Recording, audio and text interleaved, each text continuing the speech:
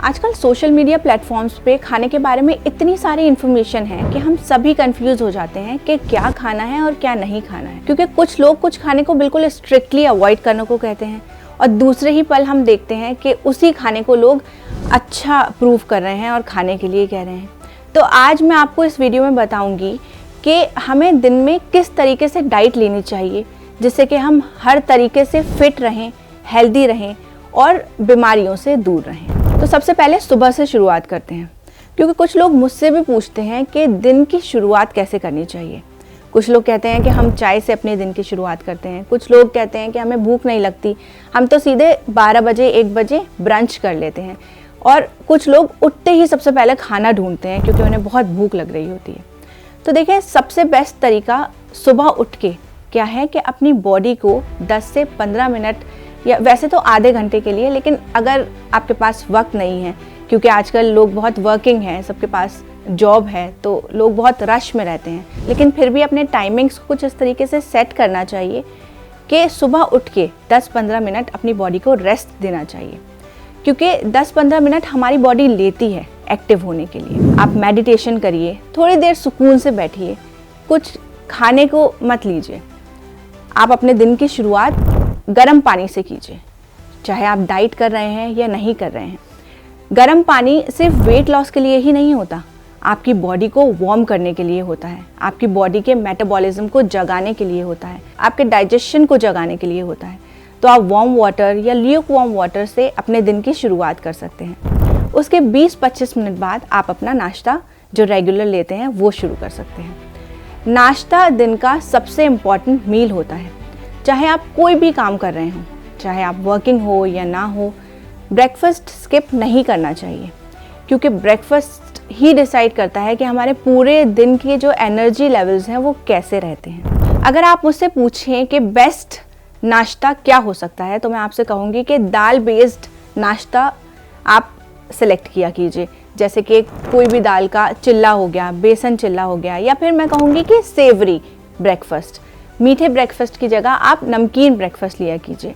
शुरुआत चाय या कॉफ़ी से ना ही करें तो बेहतर है, क्योंकि खाली पेट में कैफीन डालना मतलब कि पेट से जुड़ी काफ़ी सारी परेशानियों को दावत देने जैसा है। पूरे दिन ब्लोटिंग, गैस, डकारें, इस तरीके की शिकायतें बनी रहती हैं। तो पहले आप अपना प्रॉपर नाश्ता करिए, उसके बाद आप चाय या कॉफ़ी अगर लेना चाहें तो ले सकते हैं। और एक और ज़रूरी बात, अपने नाश्ते में कोई भी एक प्रोटीन का सोर्स और कोई भी एक सब्जी लेना मत भूलिएगा। अब हम मिड मॉर्निंग पे आते हैं। मिड मॉर्निंग में जो छोटी मोटी भूख लगती है उसके लिए बेस्ट चीज़ है सीजनल फ्रूट्स। दिन में एक बार जो भी सीज़न का फ्रूट है, कोई भी फैंसी फ्रूट नहीं, जो आपके सीज़न में है, जो भी आपकी लोकल मार्केट में आसानी से अवेलेबल है, वो वाला फल आप आराम से खा सकते हैं।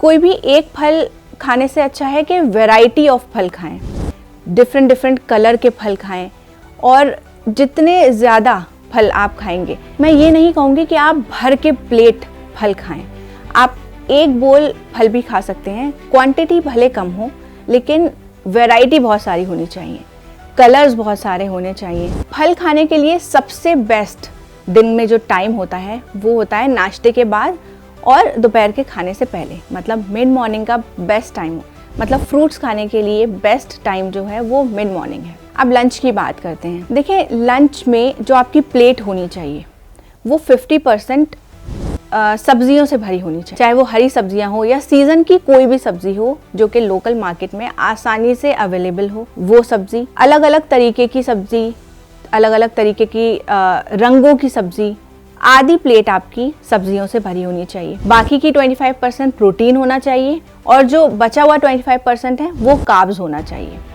ये प्लेटिंग का एक रूल है जो आप याद कर लीजिए, 50, 25 और 25। इस तरीके से अगर आप खाना खाएंगे तो ये एक बैलेंस्ड मील हो जाएगा। क्योंकि इंडिया के अंदर जो डाइट है, जो हम खाना खाते हैं, वो मेजरली कार्बोहाइड्रेट्स होता है, और कार्बोहाइड्रेट्स जो होता है वो बॉडी में जाके एकदम से ग्लूकोज स्पाइक कर देता है और वहीं से बॉडी में प्रॉब्लम शुरू हो जाती है। तो इंडिया में हर किसी को अपनी प्लेट के अंदर ये ध्यान देने की बहुत ज़्यादा ज़रूरत है कि आप फाइबर और प्रोटीन ले रहे हो या नहीं ले रहे हो, क्योंकि कार्ब्स तो वैसे ही प्लेट में होते हैं लेकिन फाइबर और प्रोटीन मिस होता है।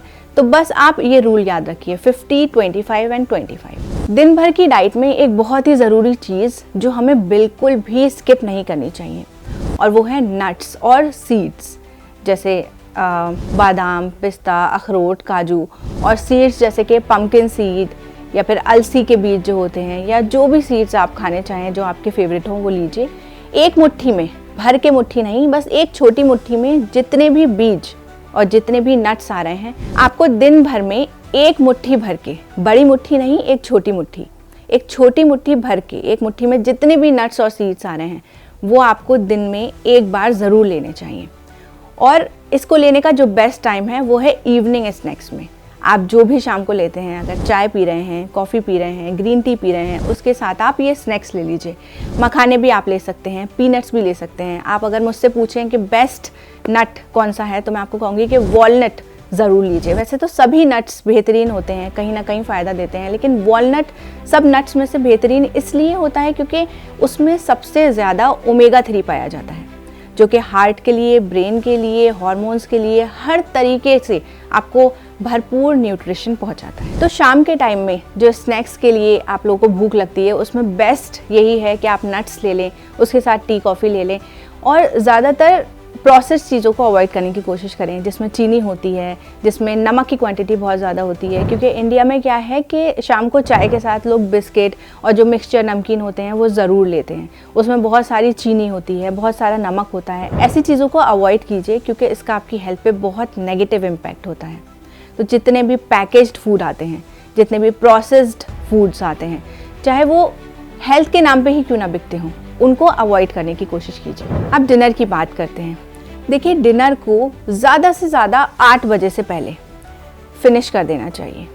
मैं तो कहती हूँ कि 7 बजे ही कर लेना चाहिए, लेकिन मैक्सिमम 8 बजे के बाद आपको डिनर नहीं करना चाहिए, क्योंकि शाम में क्या होता है, हमारे एनर्जी लेवल्स भी डाउन होते हैं, मेटाबॉलिज्म भी स्लो होता है और हमारी इतनी एक्टिविटी भी नहीं होती है।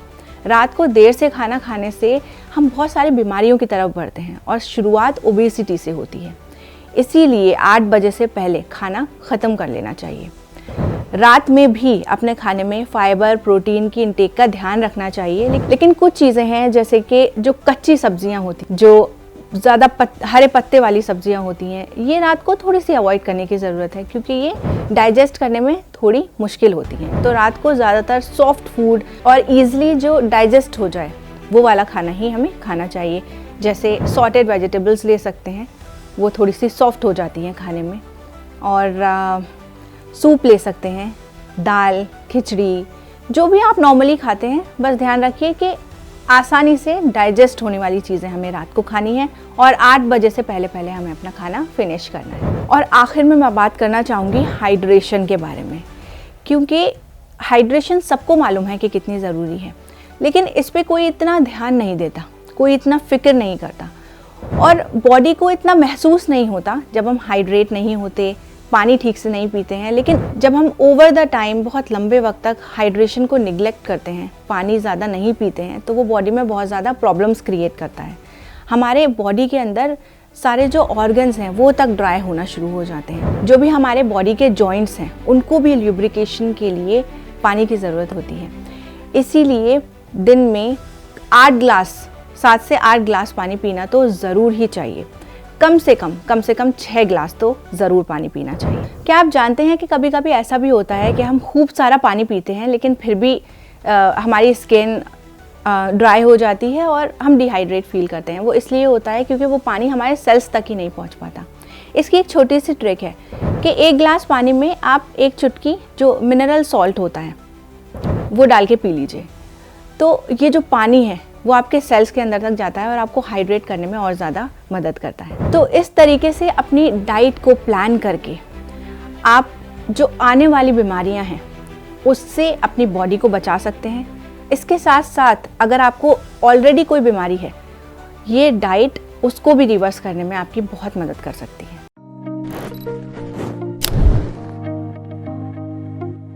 हेल्थ से जुड़ी सभी अपडेट्स को जानने के लिए आप हमारे चैनल को सब्सक्राइब कर सकते हैं और बेल आइकन दबाना ना भूलें।